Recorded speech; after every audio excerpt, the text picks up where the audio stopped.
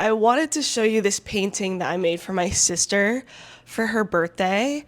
I think it's kind of an interesting example of art appropriation, which is basically the fancy art term for referencing someone else's work in yours, and that's kind of part of it, you know? There's a negative connotation to cultural appropriation because cultural appropriation is when you take aspects of someone else's culture and kind of use it in an ignorant way that often is disrespectful. So that's a negative thing, but art appropriation in the art world, that's just kind of the word for referencing other people's art. So in this piece, I reference the unicorn rests in a garden from the Unicorn Tapestries.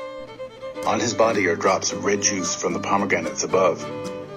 There are several ways of interpreting this hanging. To many, it symbolizes Christ's resurrection, and the red drops on his body are reminders of his passion. Others see this as a tamed young groom, content to be bound by marriage to his love. Both the collar and the fence are circular and have been suggested to represent the vows of marriage. The gold chain, for example, has often been compared to the chain of love, a motif popular in vernacular literature of this time. Of course, we may also see the unicorn simply as a prized animal, finally subdued and kept in captivity, the happy conclusion of a hunt. Even the many plants populating the meadow offer layers of meaning, both religious and secular. Take the large iris directly below the unicorn. It's often associated with the Virgin Mary. The color of its blossoms resembles the blue garment in which she is often represented. And the sharp edges of the leaves are thought to represent her sorrow. There are also Madonna lilies on the lower right. Their white blooms symbolize her purity. To the left of the iris are large carnations, a species very close to clove pinks. Because cloves resemble nails, one of the instruments used in the crucifixion, the carnation has come to be associated with Christ's passion. There are also many plants that symbolize marriage or fertility. The pomegranate with its many seeds was regarded as a symbol of fertility. And the large purple orchid at the center of the tapestry was reputed to have roots that would help beget a son. And lastly, just above the unicorn's bent knee, you can see bistort, a plant with a pale pink flower which was believed to help women conceive. This wealth of plant symbolism is merely one of the many reasons the Unicorn Tapestries have fascinated viewers for many years. Yeah, so basically, long story short, there's a bunch of symbolism in this piece about marriage and fertility and love and, stuff like that.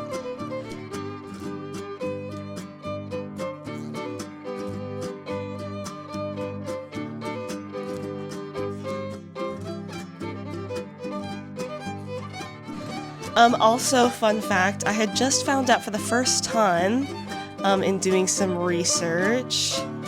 Right here, I had never seen this before. A frog. I changed the picture a little bit because part of art appropriation is changing the art in a way that makes it more relevant to what you're trying to say. So this is a piece for my sister, and growing up she always had a little tiger stuffed animal with her.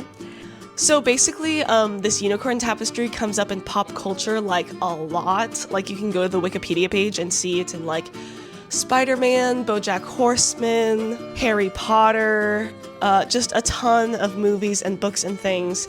So this is a really well-known and classic piece.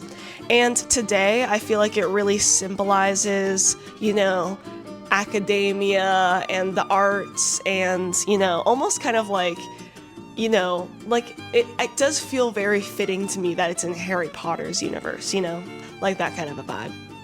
So when I think about my sister, she's quite a nerd. She does love to read, she loves art, she loves trivia and things like that.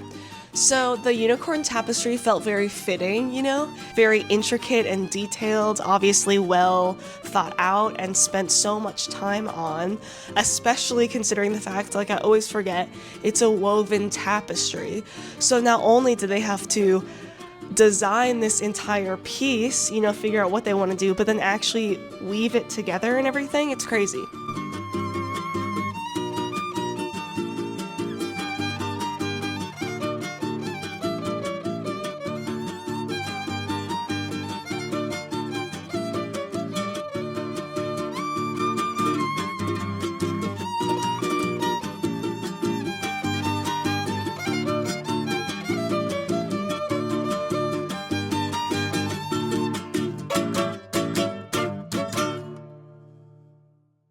I just wanted to make a piece for Cassidy that, you know, she can cherish and love and just have in her house for a long time, hopefully. Okay, that's all for this week. Thanks, bye.